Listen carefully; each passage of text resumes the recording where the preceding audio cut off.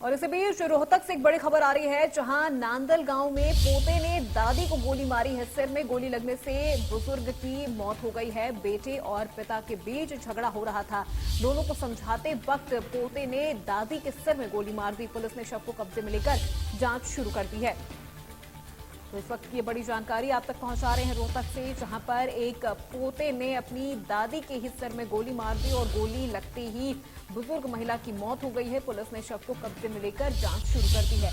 बताया जा रहा है कि पोते और उसके पिता के बीच में किसी बात को लेकर बहस हो रही थी, जहां दादी ने समझाइश करने की कोशिश की और इसी दौरान पोते ने दादी के सिर में ही गोली मार दी।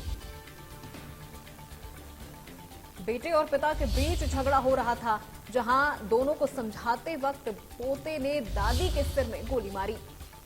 पुलिस ने शव को कब्जे में लेकर जांच शुरू कर दी है।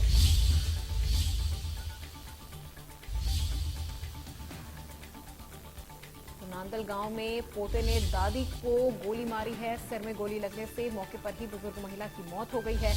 बताया जा रहा है कि बेटे और पिता के बीच किसी बात को लेकर झगड़ा हो रहा था और इसी बीच बुजुर्ग महिला दोनों को समझा रही थी। इसी दौरान पोते ने दादी के सिर में गोली मार दी। और इसी खबर पे तमाम अपडेट के साथ हमारे ब्यूरो चीफ दिनेश कौशिक हमारे साथ जुड़ गए हैं। दिनेश, क्या कुछ ये पूरा मामला है?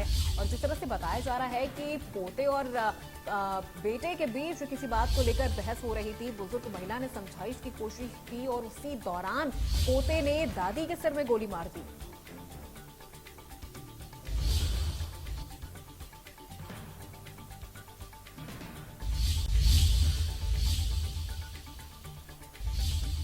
दिनेश, आप तक मेरी आवाज पहुंच रही है? जी जी बिल्कुल दिनेश, ये क्या कुछ पूरा मामला है? बुजुर्ग महिला के सिर में गोली मारी है उसके खुद के पोते ने। किस बात को लेकर ये पूरा झगड़ा हो रहा था बेटे और पिता के बीच?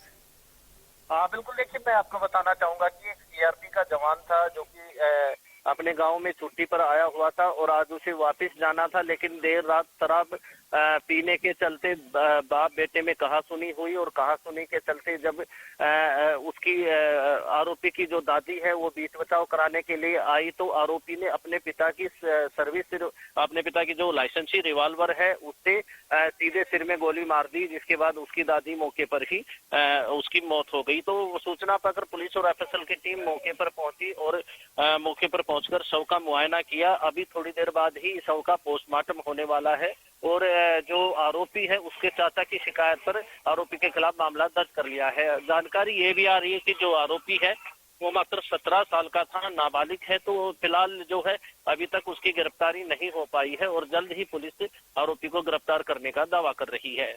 बिल्कुल दिनेश, और ऐसे में सवाल ये भी उठता है कि उस वक्त क्या कुछ ये पूरा मामला रहा होगा?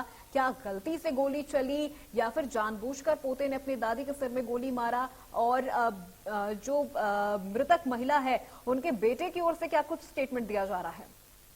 बिल्कुल। देखिए, जो आरोपी है उसके चाचा ने स्टेटमेंट दिया है कि जो आरोपी है वो उसने जानबूझकर अपनी दादी को गोली मारी है क्योंकि वो बीच बचाव में आई थी और अपने बेटे का पक्ष ले रही थी। जब जो सीआरपी का जवान है, जो आरोपी का पिता है, वो शराब पीने का आदी था और कल देर शाम भी उसने शराब पी थी। शराब पीकर घर में कहासुनी हुई थी और उसी कहासुनी के चलते आरोपी ने जो है सीधे पिस्तौल उठाकर उसकी दादी पर फायरिंग कर दी, क्योंकि उसकी दादी बीच बचाव कराने के लिए आ रही थी और आरोपी को के साथ गाली गलौज भी कर रही थी। अभी तक ये सूचना आई है कि जो आरोपी है वो नाबालिग हो सकता है और उसने जो है जानबूझकर अपनी दादी पर पिस्तौल तानी और उसकी दादी की हत्या कर दी। जी बिल्कुल, बहुत शुक्रिया दिनेश तमाम जानकारी हम तक पहुंचाने के लिए।